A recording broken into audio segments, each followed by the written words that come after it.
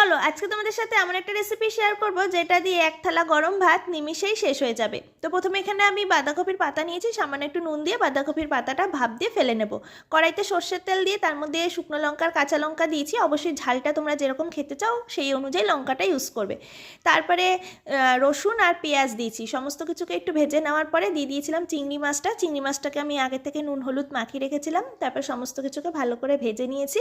এবার প্রথমে মিক্সারের মধ্যে আমি বাঁধাকপির পাতাটাকে পেস্ট করে নেব, তারপরে যে চিংড়ি মাছ রসুন পেঁয়াজ যেটাকে ভেজেছিলাম তো সেটাকেও পেস্ট বানিয়ে নেব। কড়াইতে সর্ষের তেল দিয়ে তারপরে দিয়ে দেবো বাঁধাকপির পেস্টটা, দিয়ে কিছুক্ষণ নাড়াচাড়া করে নেওয়ার পরে দিয়ে দেবো চিংড়ি মাছ বাটাটা। পরিমাণ মতো নুন আর হলুদ দিয়ে ভালো করে কিন্তু নাড়তে হবে, অনেকক্ষণ ভরে গ্যাসের আঁচটাকে সিম রেখে নাড়তে হবে। নাড়তে নাড়তে যখন দেখবে যে পুরো এরকম দলা টাইপের পাখি আসছে তখন ভাববে সেটা হয়ে গেছে। নামানোর আগে ধনেপাতা কুচি আর একটু কাঁচা সর্ষের তেল, ব্যাস তৈরি।